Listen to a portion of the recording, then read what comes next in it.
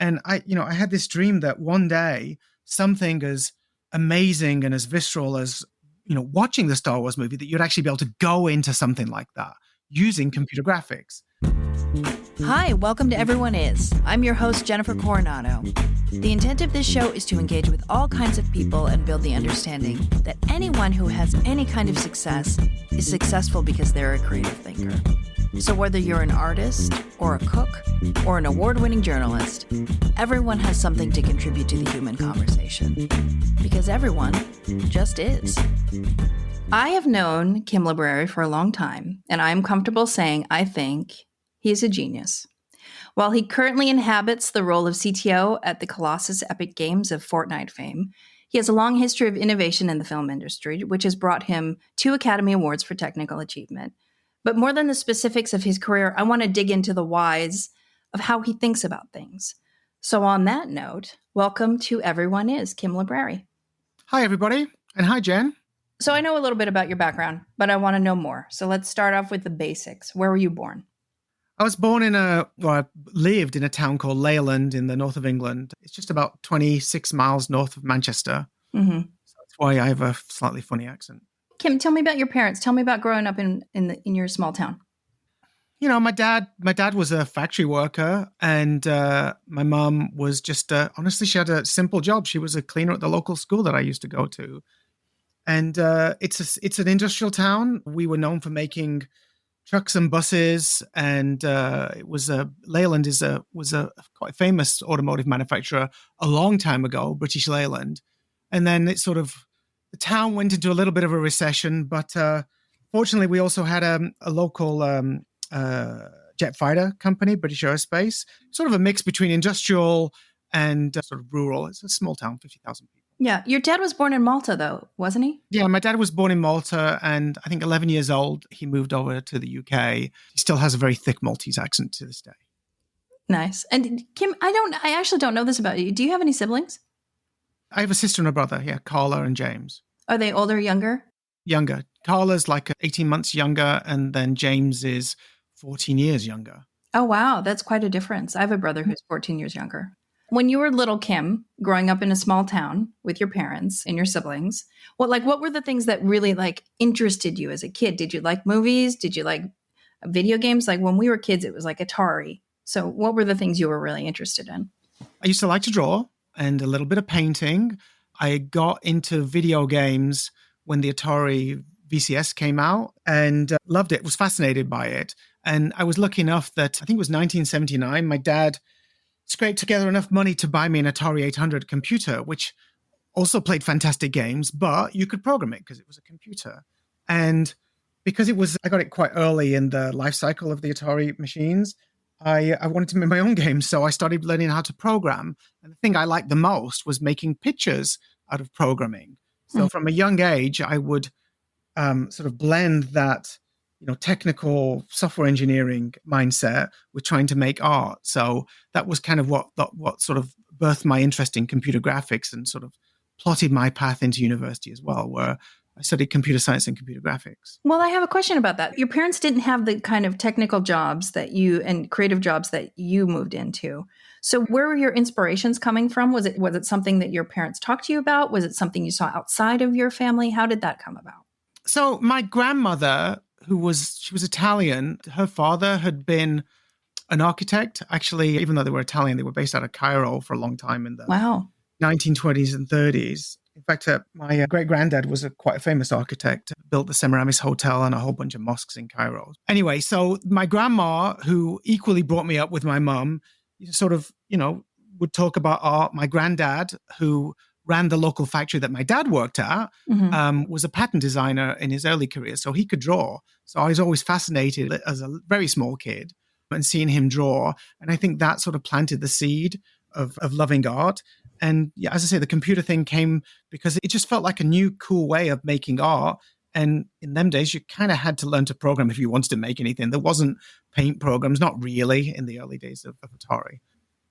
So you went to university, and you were studying computer science. And I've heard you say in other interviews before that like math and computer graphics are a passion for you. That was it at university that you discovered really what that was and what, as opposed to just peripherally knowing?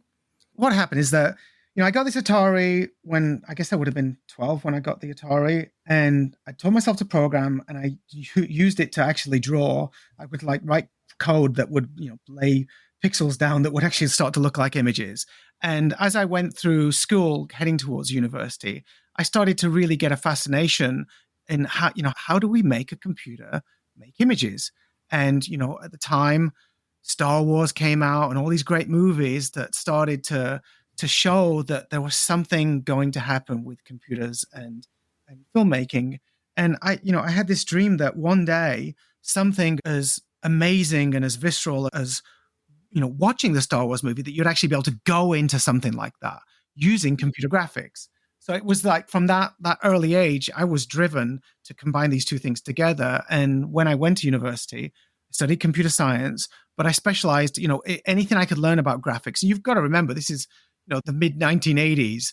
Computer science, computer graphics was not really what it is today. Right. But I got through university, learned how to program big, massive parallel processing systems, transputers, and everything I did was about getting the computer to make better looking images so we could make art with computers. And eventually, what I was hoping is that one day you'd be able to make interactive simulations that were as real as any movie that you would see in a movie theater. So that sort of plotted the career, the career that I worked with you at when I was at ILM and now when I'm at Epic. It's all connected to this drive to entertain people and show them things that they could never see, but not just in a two-dimensional way that you would see in a movie, but something they can actually go in and explore and be part of. Yeah. How old were you when you went to university? Just, I think 18 is when we start university in the UK. And I thought about doing a PhD, but honestly, computer graphics was so primitive when I graduated in 1989. It was so primitive that it was much, much better to get out into industry. The challenge is a simple northern lad from Leyland, finding somewhere that you could work in that was really about, pushing the envelope in computer graphics was kind of difficult back in Lancashire, where I come from. And initially, I think my first job after university was working at a place called AMS Neve, making mixing consoles, but doing the graphics software for mixing desks. They've still got them at Skywalker Sound 30 odd years later. But I worked there for a couple of years, but I really, really, really wanted to make pictures. I wanted to make art with a computer. And I just got this, I started to look around, and obviously, I think when did the ILM book come out? The original ILM book, it was like 1986 or something. Yeah, 1986 in the mid 80s for sure. Yeah, at the very back of that book, there's a little appendix on computer graphics, and it's got Adventures of Wally B, I think, in there. Yeah, yep. And it talks about Ed Catmull and the Pixar computer and all that stuff. And I'm like, that's it. That's really what I want to be able to do, is I want to be able to make pictures of that fidelity level. And, in England, other than coming to California and working at ILM, which, it wasn't easy to get into ILM at all in that era, I just got really lucky. And I heard of this place in London called the Computer Film Company, run by my friend Mike Boudry and my great boss, Wolfgang Lemp. And they were looking for a programmer that knew how to program graphics for embedded computer graphic systems, not silicon graphics, not the standard, stuff that we use. There was no NVIDIA stuff. It was like all hardware that they'd commissioned and built that they needed a programmer from. And fortunately, with my background of having done a lot of parallel processing and graphics, I got the job. And that was the beginning of me making images that I wasn't embarrassed to be showing other people. And it ultimately led me to the United States and working on movies. Well, that's something I want to ask you about, because I talk to a lot of people from the UK. And how do I put this in a way where I don't sound like a jerk? There tends to be a hesitancy towards ambition. Mm-hmm. And you have this tenacity, Kim, to push towards new things and to try new things and to really go after the things that you're looking for. And I wonder, did you feel like you had that when you were young and it just was part of who you were? Or is it something you developed and allowed you to move to the US? Like, where do you think that comes from? Yes, back in the UK, there is a little bit of a, be happy with your lot in life. It's not, I love England. Yeah. Obviously, yeah, totally. I still sound somewhat English after 25 years of living here, but it just, the level of ambition And the lack of barriers that you have in America was not quite the same in the UK in that era. I actually think it's changed a lot. There's so many great entrepreneurs in the UK. Oh, yeah, for And sure. amazing artists. So I don't think it's quite the same environment that it was that I grew up in. And especially, I'm in the north of England. I wasn't in London. I wasn't in a population center when I started out. But I think the thing for me was, even though, I was brought up in England, almost everybody I knew in the local vicinity was my family. So not only was my dad Maltese, but my uncle and auntie had moved over. They worked at the same factory. They were from Malta. So a lot of my upbringing was, either via my Italian grandmother or my Maltese family that used to live around the corner from us. So we just have a bit of a different outlook. So you really need to think of, even though I have an English accent, my personality is somewhat Southern Mediterranean. And if you've ever been to Malta, they're pretty high energy, passionate people. So I always felt that, like, if I really worked hard and tried hard and studied hard, then I'd do well. And most people of my era in the UK, the opportunity to come and live in California is a dream. And remember, my Atari was made in Sunnyvale, California. And my real dream was not to go to LA and Hollywood. My dream was to come to the Bay Area, where all these legendary companies like Apple and Atari were born, and a new form of entertainment, especially in video games, had been formed. And that's another thing that people think that, I was a filmmaker at core. I love making movies. I loved entertaining audiences, especially on more breakthrough things that show audiences things they've never seen before. But I equally had a passion for video games, always. And, in 1989, when I graduated university, there was no 3D in computer games. Right. And if you really cared about, making amazing pixels, movies was really the only place to go. That's changed, in the last decade and a half. I think that we've shown pretty much that the two industries are on this sort of convergence. Yeah, convergence. It's not really a collision course, because I actually think both industries can be better by learning from each other. Yeah. It was definitely a passion of mine to be in video games as well as movies. That's what's one of the nice things at working at Lucasfilm, because we have both sides of it. In the days I was there, we had LucasArts and we had ILM. So yeah. You could play at the extreme level of both arts at the same company. It was great. I've always thought of you, I never actually, Kim, thought of you as someone who had a passion for, not that you didn't love film or a passion for film or games. I thought you had a passion for vision. I like innovating, and I like innovating in a way that brings wonder to others. That really is it. That's why I love working with, the Wachowskis on the Matrix movies, is they wanted to show visuals that nobody had ever seen before. Yeah. And, that movie, the first Matrix, was so out there. Most people just didn't understand what we were trying to make. And only when it came out did people get what we were actually trying to achieve. It's actually a very hard movie to crew. Most people that we interviewed to come and help us work on that movie wouldn't come. They were like, we're not working on the Keanu Reeves movie. I think it's hard for people to believe that people wouldn't have believed in that movie at the time, but they wanted to really get people to think about the story they were telling, and also show people that what was happening in the movie and the concepts of the movie in a way that you'd never seen before. And that was exciting to me. Almost everything I ever worked on that I really enjoyed was about working on the cutting edge, doing something that people thought was impossible, working with an amazing team of artists and engineers. Almost everything that I've loved working on, it's an equal dose of engineering, science, and art. And them teams coming together, production crews that I've worked with over the years, there's such close bonds between both sides that, it really is I think the place where I am the best suited. I'm going to loop back on Matrix in a second, but the one thing I want to talk about is the film that you came to the US for, which is What Dreams May Come. Mm-hmm. And I want to talk about that film because I thought it was so visually interesting when I saw it the year it came out. And I know that a lot of the people that you worked on that film continue to be your collaborators through the year. We'll work together like quarter of a century later. Exactly. So I want you to talk about what was it about that experience and then coming to the US and how you connected with those people. I was working at the time, before I came here, I was working at CineSight, wonderful visual effects company run by my buddy Colin Brown, it was a division of Kodak. In fact, they'd worked previously with ILM to build a film scanner, and they were a startup visual effects company to really propagate the knowledge of digital film.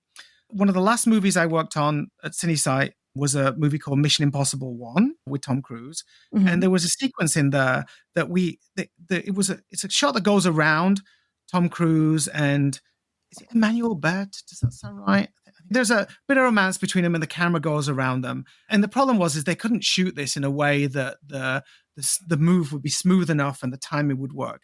So we had to work out a way of sort of respeeding the shot. And we were working with Kodak at the time. And they had this, they'd pretty much sort of stumbled across, or not actually not, they've been working on it for a while. They had a thing called CineSpeed, which was an optical flow system. What that would do, and it's very nerdy, is for every pixel in a shot, the computer could work out exactly where every pixel would go from frame to frame, and that allows you to respeed it. Anyway, we've been working on this, and one of my friends is visiting from America called Nick Brooks. And Nick was already working on What Dreams May Come, or they were doing some tests for What Dreams May Come. And he's like, hey, we have this movie that Vincent Ward is directing, and he wants to make live action turn into something that looks like a painting. And, you know, we were at the pub and we were brainstorming. I'm like, Nick, I think that if you really want to shoot it as live action and you want to basically effectively attach paint strokes, you know, and you know, understand how light is expressed and how texture is expressed in a painting and attach that to a piece of live action and make the live action look like a living painting, I think this technology that Kodak has is going to enable that. And, you know, I was advising Nick as a friend because I wanted to help Kodak propagate the software and get more of the film business using it. So Kodak helped Nick and the team do a test for What Dreams May Come. And they just did, it was a few shots and it just showed promise that, hey, you really could do it. You could actually take paint strokes that have been made by a fine artist, choose which paint strokes best fitted contours and areas of light and dark in the image, and then have that follow live action so that the live action then turned into a painting. And the test was so successful, Nick was like, hey, do you want to come and move to work for us at, I think the company was called Mass Illusion at the time. And I'm like, well, yeah, I don't know about living in Massachusetts. I have no idea what Massachusetts is like. But if you were in California, well, I'd move to California or the Bay Area. And he's like, well, that's funny. We're shooting the movie in the Bay Area because Robin lives in the Bay Area. Well, why don't you set up an office there and I'll be out there like a shot? And that's how I got involved. And then... Wait, hold on. You got someone to set up an office for you? Well, they were shooting the movie. They were shooting, the good old days when people would spend money on visual effects. But, they were shooting. Nick actually liked the idea of being in the Bay Area. And, we were a company that was a hybrid between art and technology. ILM was already in the Bay Area. PDI was in the Bay Area. Right. Pixar was in the Bay Area. It was the place to be if you really wanted to innovate. And it's not just that, hey, the people are available to hire. The people that we hired came from all over the planet. But there was, in the late 90s, mid to late 90s, there was a magic here in the Bay Area for computer graphics where you knew that Pixar was innovating. You'd know that PDI was doing all this crazy stuff. And we had a community where we'd all share ideas. And we knew that George was powering up ILM to do the next Star Wars movie. So the whole place was buzzing. It was really, really, really cool. Yeah. And, and also where else could you meet amazing technologies, amazing artists that all are a little bit counterculture because we're in the Bay Area. It was fantastic. It was a fantastic time to come here, a fantastic community to be part of. It worked. It was not, they didn't even bat an eyelid about setting up the Bay Area because it was an obvious place to do it. Yeah. So I want to jump into the matrix of it all.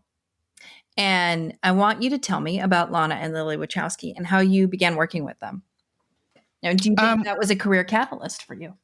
I don't know about career catalyst. It just was an awesome experience. Yeah. And also, it was so hard to make. So how do we get involved in it? So at the same time as working on What Dreams May Come, Mass Illusion had also been tapped to do the Matrix movie. And myself and Rodney Iwashina and John Gator we were starting to ideate how we would do bullet time as we were still working on What Dreams May Come. And, on the first one, I only met Lana and Lily just probably 2 or 3 times during the first movie because they would come to our really scruffy offices in Alameda. I don't know if you know the story. We worked on the old Alameda Naval Air Station. Yeah. When I first moved to the US for What Dreams May Come, it was, I think, July 1997, and the Navy had just moved out of Alameda. It was pretty cool. From a pure environment to make movies in, nobody was on this Navy base, a whole massive Navy base. Kind of in the middle of the bay, or not really the full middle, but to kind of the side of the bay. Yeah. Nobody's there. all these disused buildings, empty houses, a crazy environment to be making something that was as groundbreaking as The Matrix in particular. Which is, you actually, I don't know if you ever went over to Alameda during that era, but it was like a ghost town. It was the weirdest thing. And, you go to the edge of the Navy base, or the bit they would let you go to, and you've got like a fence that you can't cross because the runways are not an active runway, and it's just disused, and there's pampas grass and hares running across the location, and then you see San Francisco in the distance across the bay. Yeah. And it's almost, honestly, it's like, because you can't see any traffic, you don't see any motion. It has that sort of eerie, I know Stephen King in the Dark Tower series, when he describes some of the big cities, it's got that very eerie feel, but yet we're there, and we don't see another soul other than people making the movie with us. It was awesome. That's very cool. And I mean, the first Matrix gave you, is that where you got your first Academy Award, your first technical Academy Award? Yeah, we got a Scientific and Technical Achievement Award for the virtual environments that we built on the Matrix. I don't know if Bullet Time was actually included in that. I think it was mostly for the environments of the Bullet Time stuff is what the award was for. Tell me about Bullet Time and developing that and what that looked like, and how did you think about that? Because I know you were like, what was your exact role on the film? I was Bullet Time supervisor, mostly for dealing with how we were going to shoot it and how we were going to process it. John Gator was the visual effects supervisor. My friend Yannick Sers, another big shot visual effects supervisor now, was my buddy that years earlier, when working at the computer film company, I would write the software, he would do the compositing. Was that when you worked on the Muppet movie? The Muppets Christmas Carol. That's right. I mean, Great Muppet Caper is the best film, but I like that movie. No, Christmas Carol is awesome. Like, Michael Caine's performance in that is unbelievable. How he keeps a straight face through all of that craziness is unbelievable. Yeah. And, Brian Henson, took over the directing duties from his dad. His dad passed away. Edgy passed away. And that was my first experience of ever working with a director. And it was awesome. When we got Kermit to walk, it was quite an emotional, because they couldn't do it without digital effects. You couldn't really get Kermit to walk without a guy in blue behind him doing the puppeting and then removing that. So it was cool. Anyway, that's cool. That also goes back to the first film where they were trying to take his legs for frog legs. Remember? Yeah. Yeah. Delicious. Yep. Okay. So Bullet Time, let's go back to Bullet Time and talk about developing that. The Wachowskis had already storyboarded what they want. So people think that we made a tool and then they utilized it. It wasn't that. It was always in their heads. They were super comic book aficionados. They loved Hong Kong cinema. They wanted to bring together the action of Hong Kong cinema, but with the visceral, when you watch a comic, when you look at a comic, especially the Marvel action ones, there's moments in there that are hyper real, that you really don't see in the real world, but it sort of kindles the imagination. Right. And they storyboarded this hybrid way before any of us were working on this thing. They storyboarded that the regional rooftop shot of, it's called GR22 is the actual shot name, of Keanu on the rooftop dodging the bullets. And anyway, so we had that template, and we had to work out how to do it. The Mass Illusion and John and Nick had done an early test, and actually Pierre Jasmine as well had done an early test probably a year before the movie was shot with some still cameras, doing a still camera array. John was like, oh my God, really? We're going to have to do this with still cameras? It's super complicated with still cameras. Every camera has to be positioned, has to be focused, has to be triggered, has to be loaded. There are still cameras. They only shoot 30 exposures. The batteries, they're total nightmare doing it with still cameras. So John was like, can we not just do 4 or 5 movie cameras and then do some clever 3D reconstruction and move the camera around in post, which now you can. We have nerfs and we have Gaussian splats, and the technology, almost 30 years later exists now, but just no way. Shooting on film and doing it that day and age, there's no way we could have done it. Mm-hmm. So we decided to settle on the still rig. We built a custom rig. Fran Gallego and his team at Innovation Arts built the Bullet Time rig for us. There was a lot of previs. So the way we got the shots done is that Whooping's Hong Kong action team would basically work out the choreography of what they wanted to do for these stunts, rehearse them, we'd videotape them, not even mocap, because you got to remember 1998 motion capture was, I think think had just been used on Titanic, but very little motion capture in the movie business at that point. Yeah. I don't even remember. Van Helsing was like the first thing for ILM, I think, that you did extensive mocap. But Correct. anyway, would get the choreography, would get it into Softimage. And the way we would do it is my buddy Dan Clem would rotoscope the stuff by hand in Softimage in 3D so that we would get the stunt action and then we would previs around it. It's one of the earliest uses of previs as a sort of tech viz capability so that you can work with the filmmakers to design the camera move, to design how the action is positioned in the world, and then work out ultimately in post-production, where do we want them cameras? Where do we want that virtual camera to fly? So yeah, we started off with previs, worked out where the cameras would have to be, when they would be triggered, and each camera, we're getting pretty technical. It's like 1,000th of a second between each camera firing, getting stuff to rig. So, it was a nice thing to see the martial artists coming together with the pre-visualization artist, which really wasn't a term in that day and age. Dan Clem did most of it in Softimage. And then we're, basically doing simulations for where we have to put the cameras, because, cameras have a body. You can't space them infinitely close together. So there was a whole bunch of complexity in working out where they would actually physically fit, and then how many frames of interpolation we would have to generate to get the final camera to work. Somewhere in this house, there is a Bible of all the steps to make a bullet time shot. Really? 100 steps just for the post-production side of things, to the point where almost every compositor that worked with me on the first movie to do bullet time ended up being kids that I trained out of school. Tom Proctor, who's a big hotshot visual effects supervisor in London now, he just finished his degree, and we're like, hey kid, I'm going to teach you how to composite and pull a green screen. Because anybody who was experienced was like, this is madness. This is so hard. You're crazy. Why are you doing this? It's like, surely you don't need these shots. It's like, we do. They're really pivotal to telling the story. That we have to show that Neo is able to have his mind have power over the matter of the Matrix. Yeah. Anyway, the very, very complicated process. I don't go into all of it, and we've talked about it plenty of times, and I'm pretty sure people at home will be. Well, here's my question for you. How many times did you panic? I've always said to the crew that I work with, success is a state of mind. If you've got a smart team and you really feel that there's going to be a solution, you'll get through it. There's been maybe I've just been really lucky and I'm about to, like, the next thing I work on is going to blow up in my face. But we've always, I think that's one of the hard things about being creative and innovating and just having enough instinct of what could be possible. What do you feel that you can do? A lot of people sort of live in this world of, we can only do it the way we've done it in the past. That's never been a project that I work on. We're always like, well, what is the science and the art and the tools? Where could we go? If we extrapolate where we are, where do we really feel we can do? Mm-hmm. And sometimes that ends up being a very hard process. Making them bullet time shots was really hard. They were made over the best part of a year. And, we got pretty close to the end. And it's by the... And you've worked with me on some productions at ILM, and you know that, well, if you can innovate, it's going to be the last 10% of the time when you do most of the actual work, because you've worked out the special ingredients for the technique deploying. But, by the time we got to 3/4 of the way through, we were pretty confident. We got one shot sort of working. Our issue was we're a little tiny visual effects company that can't pay a lot of money in the Bay Area during the .com era, where anybody who was good at science was getting crazy salaries.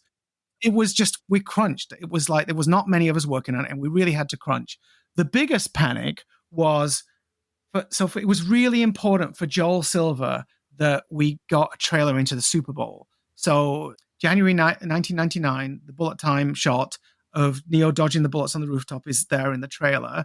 And if you look at that historic trailer, it's not as good looking as the final version, but there's a reason. It still looks good. It was the bullet wakes, to be honest, that were the biggest letdown in that shot. But what happened was we didn't have a lot of money at that company. Manex was not super rich, and we were working with 3K imagery. Yeah, it's a lot of disk storage we need, a lot of disk storage. And the way to do it in that day and age is you buy a fancy RAID disk, and there would be $100,000 worth of disk, and we couldn't afford it. And we couldn't afford it once we started the shots. So what we had 4 drives, regular, normal, external hard drives, SCSI drives, what they were called in that day and age. and the data would be spread across them so we get maximum speed, because we really needed speed because we're loading so many images. The problem with that is if one drive dies, everything is lost. And finally, a couple of weeks before we're delivering the Super Bowl trailer, our IT person shows up and we've got your RAID disk. Oh, about time. Blooming heck. It could have been a few weeks ago. It would have been better then. We're kind of in a crunch now. But we're like, there's always this chance this disk fails. So we'll swap it out. And anyway, he goes to start swapping the disks out and he gets distracted by somebody else. I'm not going to say whose name it was. Dude, you're totally stressing me out with this story. Continue. This is super stressful. It's unbelievable. And remember, Tom was 21 years old. He turned 21 in the middle of making Matrix. Congrats. And this is Tom Proctor. And he sat there behind his workstation, our IT guy swapping out these disks. And at some point, somebody across the room says something to him. I almost said his name. And he turns around to them and his bum hits these disks. Oh, God. And he knocks them flying on the floor, the ones with our data on them. And they're lying on the floor going, ging, ging, ging, which is the heads grinding. Right. Of the disc. And we're like, oh, God. Yeah, Tom's like throwing up pretty much at this point. And I'm like, so how have them nightly backups been going? And remember, we had no money. Yeah. And our IT guy's like, we ran out of tapes. Oh, Jesus Christ. So the closest one we've got is a month old. A month. We've got 2 weeks to finish this. So we've got to do a month's worth of work in like 2 weeks and finish the bit we hadn't finished yet. And Tom's a trooper. And honestly, it's a very valuable lesson. When you do something for the second time, it's usually not as hard. It's a lot easier. And we were able to recover it and we got our shot for the Super Bowl. And Joel Silver was very happy and we all got bear hugged by Joel. Oh, man. You stress me out, but just tell me the story. I mean, one of the things that I think is really interesting, Kim, about everything you've done, regardless of what you've dealt with, you've always kind of done a version of simulated worlds, right? And is the idea of these big simulated worlds something that's super cool for you too? Like the idea of, like you work with real-time rendering right now with the Unreal Engine at Epic. Like, is that what excites you about that? Well, so being a computer programmer, what one has a tendency to, when you're trying to solve an artistic or creative problem, one tends to also go towards maths and algorithms to try and solve the problem. And having worked on the Matrix, when we got to the second and third Matrix, and we have all this city stuff in the Matrix, and we're like, come on, Lana and Lily, we can shoot some of this as plates. No, the Matrix is a simulation. We need to be authentic. So first of all, we deployed photogrammetry to build a city in the computer. And, after we'd finished the second and third movie, we're like, there must be a smarter way of doing it. And, we'd looked at buildings so much that we started to understand they repeat themselves a lot. The way an architect designs a building is, the ground floor is usually pretty unique. But from then on, it's just a repeat of the corner pieces and main body of the buildings. And you can use maths and proceduralism to lay that stuff out. And then, as I started to get more and more into game engine technology, you start to think about how games are made, and games are a simulated world. The designers of the games are trying to build something that a player believes is a real place. And, what is one of the things that's been driving us, and, the way that we make Unreal Engine is, we try to make it to work for many industries, the film business, the games business, the architectural business. And what we've been trying to educate people is if you take this mentality of actually programming something, then you make a world not only in a way that the next time you want to make it, it's really easy to make. So if you want to make like a weather system that, sprinkles snow over a city and produces the snow particles and, adjust the lighting and all the things that happen when a snowstorm happens or when rain happens, then if you do that as a simulated way, then it's really easy to use it time and time again later. But it also starts to free up the filmmakers so they can do that stuff on set. So if you can do that real time and go, it would be better if it's a bit foggy right now, or, hey, make the rain stronger. It is actually quite freeing for people trying to tell stories. I think what interests me there is you use a computer to take the grunt work out, so you're not having to do every single step manually. And when you can do that, you can give them controls to whether it's a game maker or a filmmaker, that, Mm-hmm. that now they can be all powerful and be able to do very expressive things that have massive consequences to the story they're telling or the look of the thing that they're making in a way that is intuitive to them and easy. The other thing, we talked about this a bit earlier, but I think it's important. Kim, you work with a lot of the same people over the years, and you bring teams with you to places that you go. You've been at Epic for 10 years now. I don't know if you realize Oh, that. yeah, 10 and a half years. Yeah. So do you find comfort in these teams, or do you find that you like to just hold on to people who have been your best collaborators? When we work together, people complement each other and we have a connection. We all love working with each other, and we've done so many amazing things over the years. It's not typical. People have no fear of innovating. People can be pretty conservative. And when you find like-minded people that are passionate, smart, and fearless, it becomes addictive working with them people. So together, it's not they all want to work for me or I just want to work with them. We're drawn to each other. We've done so many amazing things together that, if you look at Steven Spielberg, he's worked with the same crew as much as he can. Yeah. A bond gets made that is, and also when you do really difficult, innovative things, you work very hard together and they become your family, as much as your real family. Even, occasionally you work with somebody on something really hard, you get sick of each other for a little bit. It's just like family. So I won't see them for a bit. And then you come back together years later, you're like, do you want to do it again? Should we do something crazy? So there's just a bond that's made from pushing the envelope and succeeding. Yeah. And when you don't succeed and you fail, that makes even stronger bonds. Yeah. Because people are thematic. They always, if you have something in your heart that you think something's possible and you don't succeed once, really great people will do it again. Like, we're very thematic. Yeah. Things stay there. We program ourselves. And if something failed, we usually are innovators do not give up. You'll see people trying to until they crack it. And I think that drive as well. And, we all back to the Matrix movies. We all really believed that computer graphics was going to revolutionize entertainment as a whole. And that's why the move from movies to games for a lot of these people has been easy. They don't to them, it's about using our skills to make these amazing experiences, whether they're linear 2D stuff or they're fully immersive 3D interactive stuff. Yeah. We just did a crazy concert. I don't know if you saw, we did a concert in Times Square with Snoop Dogg not last Friday, but the Friday before. Yeah. Michael Gay, he built the Burly Brawl for us. He was the artist that held together the Burly Brawl team and did all the Burly Brawl. The Matrix movie. Yeah. Agent Smith battle.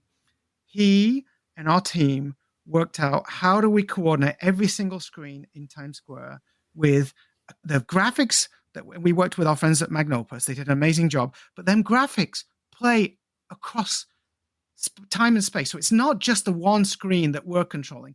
Every screen was coordinated to the animation of this. And then on top of that, inside the game of Fortnite, 10 million plus players were able to experience the same thing that was a combination of live human entertainment of Snoop Dogg live in Times Square with what they were doing in the game. It's awesome. It's like the ability to do things that just bring so much joy to people is amazing. And we all thought Snoop Dogg was just there for the Olympics, but he's there. He's everywhere. He's one of the coolest people in the world right now. Yeah, it's true. So, we talked about the technology. We've talked about the vision of things. But when I want to talk about Kim, I want to put all that aside. And I want to talk about who are you, Kim, outside of that? Like, for example, I know you make a great risotto. But what are the things that bring you joy outside of what your job does? I do like cooking. I think that came from my grandmother. And there is a relationship, I think, between making imagery and having the passion and skill to cook. I like a lot of my friends that I've worked with over the years all cook. I like my cars. I like driving.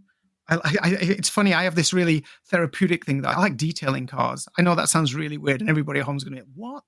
I'm like, I just find it so therapeutic. All week, all I do is talk to people. All I do is look at images, interact with games, to be able to just do this finesse detailing of my cars is super therapy for me. I just love it. But, yeah. That's great. I think that's important for people to have that. Sort of as a final wrap-up question, one of the things we did at the beginning of this season is we talked to a bunch of kids and we asked them two questions. And one was, what do you want to be when you grow up? And what does imagination mean to you? And I want to ask you kind of an esoteric question, which is, what do you think little Kim would have said? And how do you think about imagination and creativity as a grown-up? I think young teenage Kim would have said, work out how to make a video game be as awesome looking and as awesomely moving as the very, very best movies. Literally, as a little kid, I wouldn't have been that little in 1986 when that book came out. I had a dream. I would have been a late teenager. I had a dream that I was flying the snowspeeder in the Battle of Hoth, but in a game. And it looked exactly like the movie. But yeah, I was commanding what was happening there. That's the honest truth. That's amazing. And what does grown-up Kim think creativity means now? I don't know. Creativity, what does it mean to me? Yeah. I think it's about making your dreams come true, not just for yourself, but for others. That's beautiful. Well, my friend, we're towards the end of the conversation. Is there anything else you wanted to add? Any pearls of wisdom? I think at the end of the day, it's never about an individual person. It's about your team. And that thing about success is a state of mind. I think the tradition of the film industry is very hierarchical, but the reality is the great stuff is not made that way. The great stuff is made as a team effort where everybody mucks in together, and even the youngest mind can be the one that actually solves the amazing problem that you need to solve. So I think it's looking after your team, inspiring your team, super important. That's great. Well, thank you, Kim. I really appreciate you. Cool. All right. Thank you. Thank you for listening to Everyone Is. Everyone Is produced and edited by Chris Hawkinson. Executive producer is Aaron Dussault. Music by Doug Infinite. Our logo and graphic design is by Harrison Parker. And I'm Jen Coronado. Everyone Is a Slightly Disappointed Productions production dropping every other Thursday. So make sure to rate and review and like and subscribe. Thanks for listening.